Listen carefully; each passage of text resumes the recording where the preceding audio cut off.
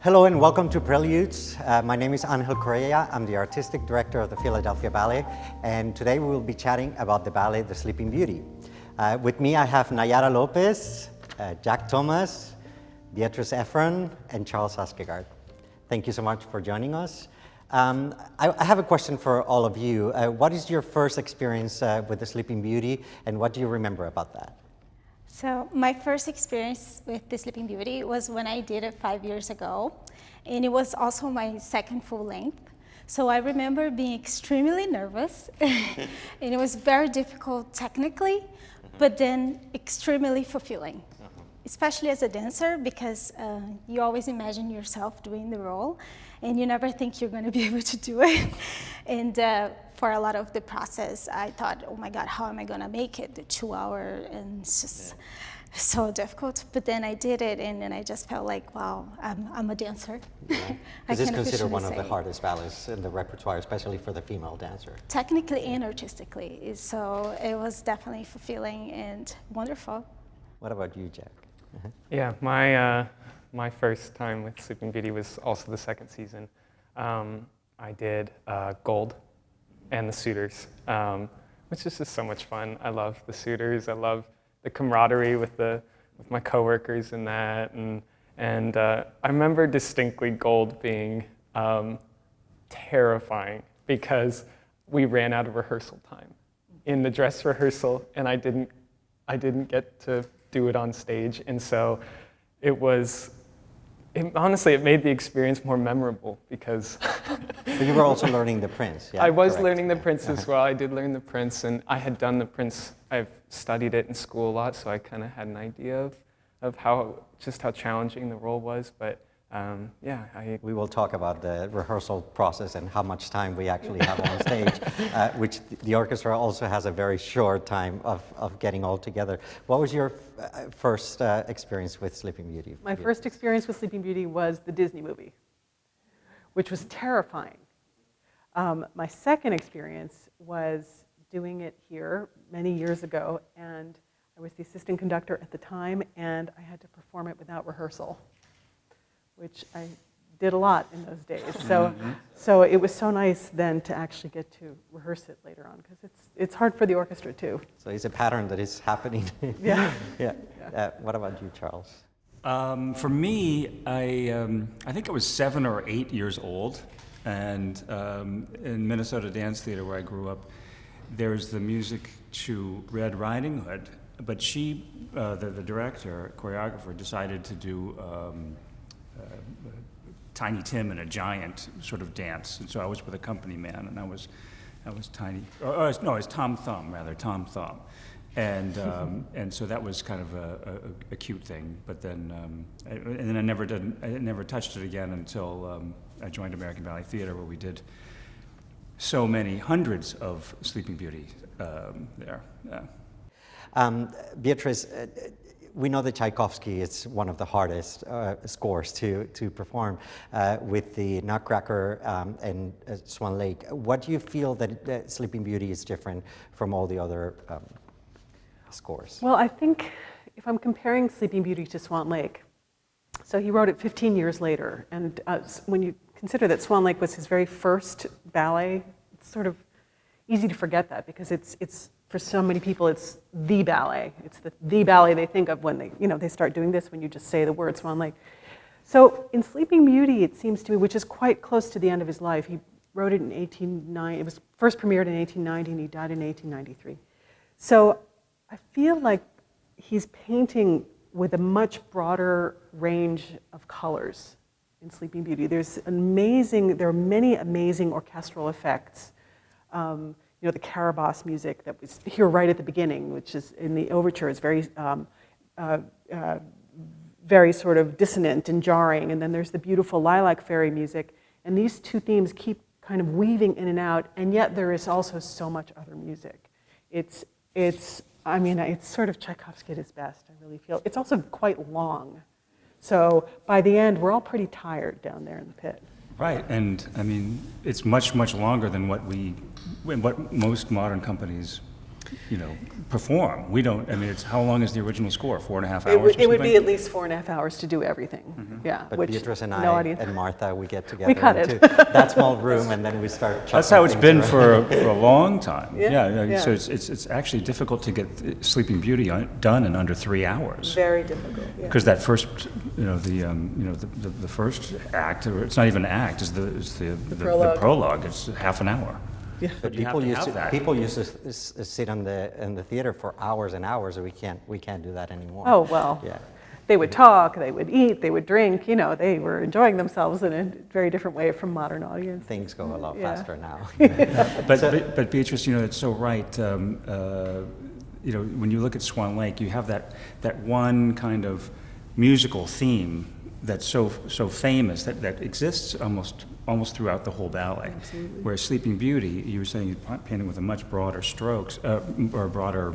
What was it? No, range of colors, Range of yeah. colors. Yeah. That you do have the musical themes, but then you have something like the Jewels section in the third act, which is just this incredible divertissement of music. Yep. And it goes throughout, throughout the ballet. It's such a. I mean, for me, it's a wonderful score to listen to. I love listening to it. And a lot of the music is actually quite recognizable because Disney made it very Yeah. famous. So people can actually recognize a lot of the score, part of the score of the music when they go and see it.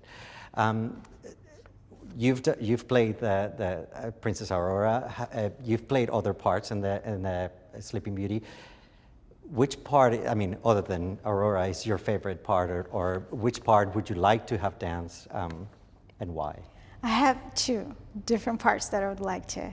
I like the Bluebird, Princess Florine. I think it's just so beautiful and so soft, and it also shows so much of classical technique. Because some people may think that it's easy, but it's not. Actually, the easiest, the hardest it is to a professional dancer to achieve the right technique. But I think because of that, it's so beautiful. And also for the male dancer, like he shows this season, he has to be really strong and really soft in the upper body. I think it's very, very nice to watch. And I love to dance too. And the Carabosse. I think that would be a Everyone dream. wants to do Carabosse, I think. Everyone wants to be evil. Exactly. Yeah, Beatrice.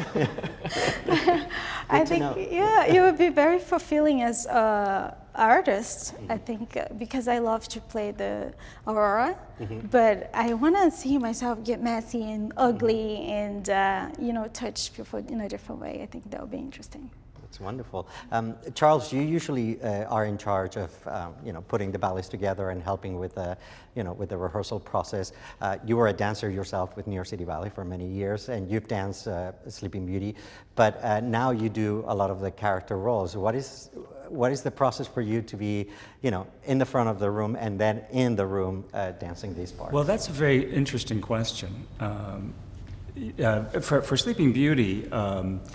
I've done the King with the last time we did it, and that's it's a role that's very very much just cast classically. You have a very gracious king, and and he's there in the first act, and then he's there again in the third act. And it's a wonderful role, and it's be a very pure, like classical character part, and so it doesn't require a whole lot of hours of rehearsal and then getting preparing for it. So it's nice in that sense that I can spend a lot of time with the dancers. I'm working on theirs because. I'd like to talk about that Aurora first act.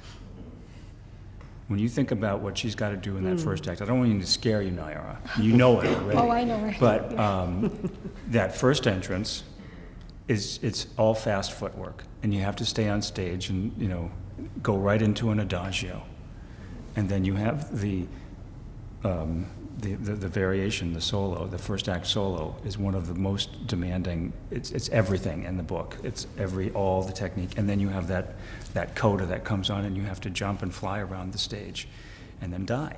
or not die, but pretend to die. Yeah, and that first act, I think, is one of the most challenging acts for a ballerina, bar none. I really do. I think, it's right up there. It's like you could make comparisons with Swan Lake and Sleeping Beauty as to Swan Lake Act 2, and I actually think that first act of Beauty is harder. And then I think that most of the ballets that are created with the Tchaikovsky score, they're actually one of the hardest, because I think that the music is also quite hard for the orchestra as well. So I think that the merging of the two, it creates a beautiful ballet, but at the same time it's quite hard. Right, there's a level of musical complexity that sort of, it must have inspired the choreographers to create complex steps. Yeah. So getting back to your question, how do we coach that first act? Because boy, that's a tough one. That is a tough one, because it's like, okay, we're going to work on this solo, and then we work on the next solo, and then you start putting it all together slowly, and it really starts to take shape. And then for the male, for Prince Desiree, there's not as much of a character arc for him, but he has to be so accessible and princely and noble, but also extraordinarily physical. And that's the hard part too, as Jack was sort of talking about a little bit before, is like, how do you put yourself into it? It's how do you make something that's so elegant and so noble very physical, and retain all of those qualities and put them up on stage. And that's what we go for.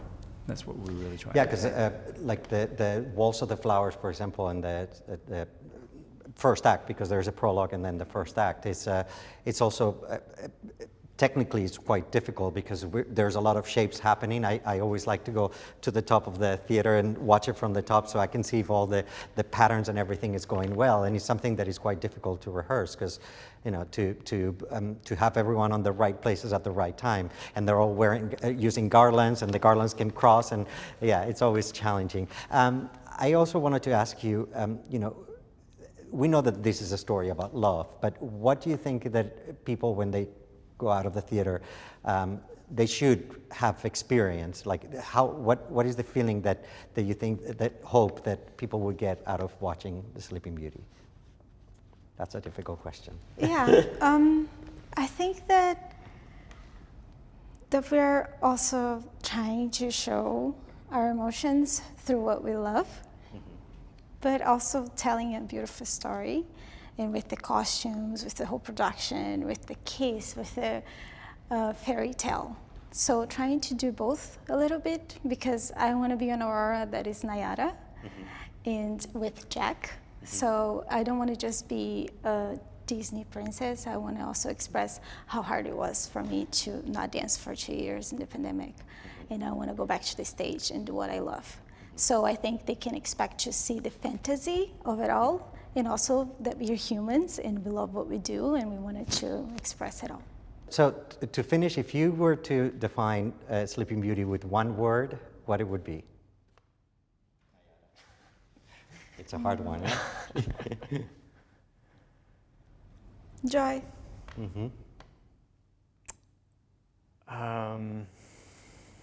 Don't pick my word, Jack. I can't think.